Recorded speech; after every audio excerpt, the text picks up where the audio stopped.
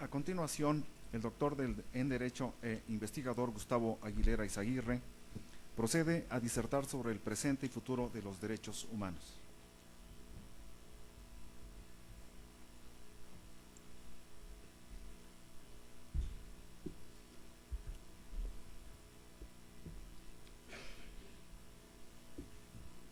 Muy buenos días, maestro en Derecho Germán García Salgado, presidente de esta Sociedad Mexicana de Estadística y Geografía, por la invitación, personas que nos acompañan, público en general.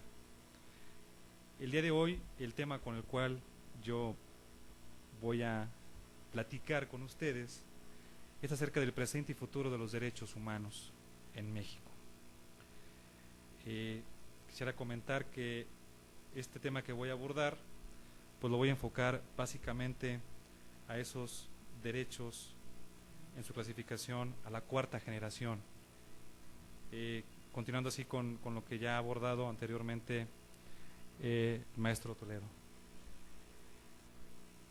Voy a centrar mi desarrollo de exposición en puntos que ya hemos abordado desde el día lunes, como es la definición, una definición de derechos humanos que ya hemos abordado.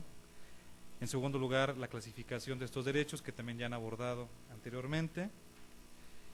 Y centrarme en los derechos de cuarta generación como presente y futuro de los derechos humanos. Y abordar un poco acerca de lo que involucra hablar de una nueva sociedad de la información y del conocimiento. Las nuevas formas económicas, sociales y políticas del siglo XVIII hasta nuestro siglo han redundado en una importante mutación del sentido y alcance de los derechos humanos.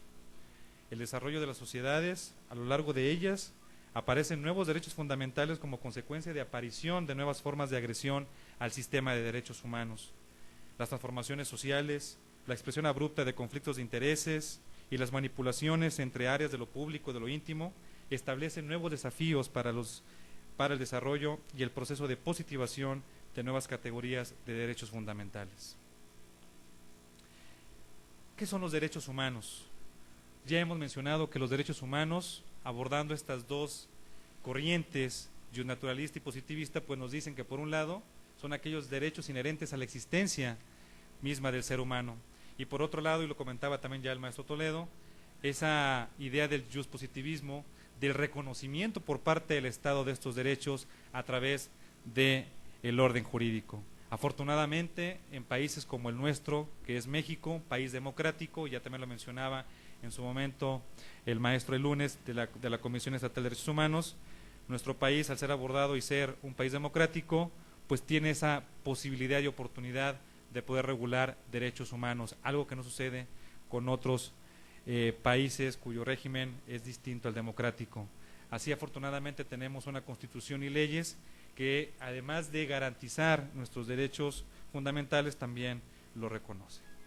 Y entramos también en esa clasificación de los derechos humanos, en esa primera generación, segunda generación y tercera generación, propuesta por el ruso Karl Basak, que ya por el año de 1979, él propone esta división de los derechos humanos inspirados en ideales de la Revolución Francesa, como lo son la libertad, la igualdad y la fraternidad. La primera generación, abordando aquellos derechos civiles y políticos; la segunda generación, aquellos derechos de tipo colectivo, como los derechos sociales, económicos y culturales. Cabe destacar aquí que nuestra Constitución Política de 1917 aborda por primera vez estos derechos sociales. Y la tercera generación, que son o establecidos por los derechos de los pueblos o de solidaridad, los cuales surgen como respuesta a la necesidad de cooperación entre las naciones. Esta es la clasificación de los derechos humanos más reconocida o aceptada. Pero ¿qué hay acerca de esa cuarta generación de derechos? Y decía yo al principio que es abordar temas del presente y del futuro. Actualmente en nuestro país se están llevando a cabo reformas importantes en esta materia. Un claro ejemplo es la famosa ley de telecomunicaciones. Pero ¿por qué es importante abordar estos derechos en la actualidad y que seguramente darán mucho de qué hablar en nuestro futuro? Pues primeramente, para comenzar con ello, quisiera hablarles a ustedes acerca de la sociedad de la información y de su impacto en los derechos humanos. Las tecnologías de la información y las comunicaciones están engendrando un nuevo sistema económico y social donde la producción, el procesamiento y la distribución del conocimiento e información constituyen fuente fundamental para la productividad, bienestar y poder. El ejemplo más claro de esta sociedad de la información es el Internet. ¿Qué tan importante es esta red de Internet en nuestra sociedad?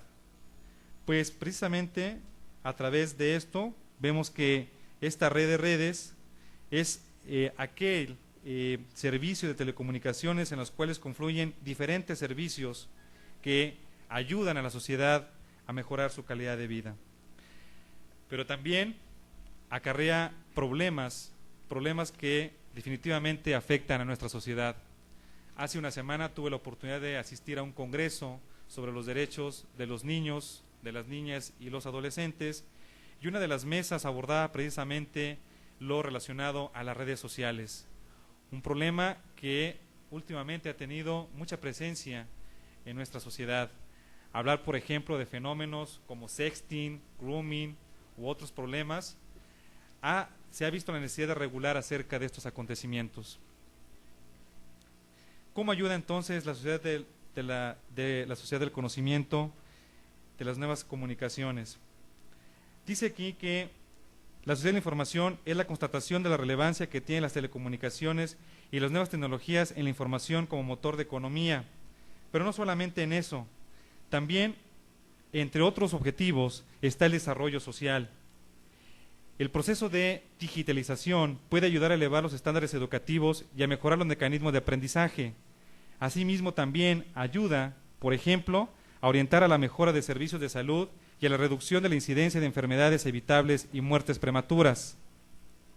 Herramientas eficaces para fomentar el consumo de bienes culturales y para permitir que las personas puedan tomar parte libremente en la vida cultural de la comunidad, gozar de las artes y participar en el progreso científico y en los beneficios que de él resulten.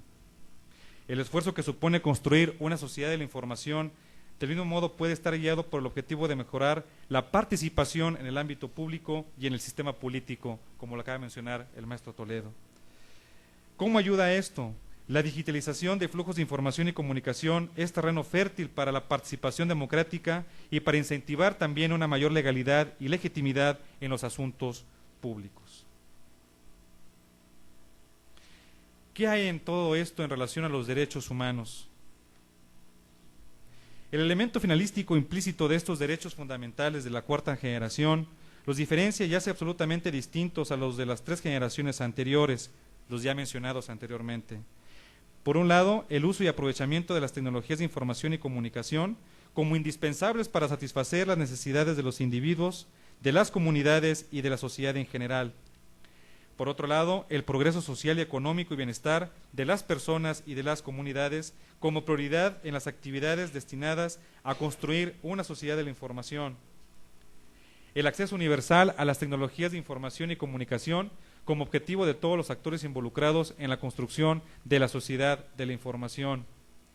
La sociedad de la información al servicio del interés público y al bienestar social mediante la contribución a la erradicación de la pobreza, la generación de riqueza, la promoción y realce de desarrollo social y la participación democrática. Habría que mencionar algunos aspectos más que serían como beneficios para la sociedad hablar de estos derechos. Sin embargo, y tenemos que destacarlo también, en muchos de estos rubros todavía quedan muchas cosas por hacer por parte del Estado mexicano para garantizar estos derechos. Vemos, por ejemplo, que no existen las mismas oportunidades de acceso a esta red de información por parte de varios sectores de la sociedad. Y en ese sentido se tiene que regular también. Creemos que leyes como la actual que se está revisando en el Congreso traerán este beneficio no solamente para las instituciones o para los actores involucrados, sino también para la sociedad en general.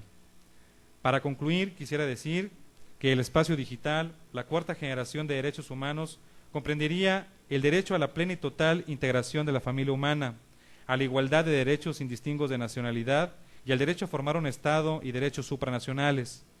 El fin último de esta generación de derechos fundamentales obedecería a la necesidad de concebir a la humanidad como una sola familia, a la que todos sus miembros sumen esfuerzos para el bienestar global, el cual sería el resultado del inevitable desenvolvimiento de la organización política social hacia formas cada vez mayores y complejas, así como también el arribo hacia ordenamientos jurídicos correspondientes a esas nuevas formas. ¿Qué es lo que falta entonces?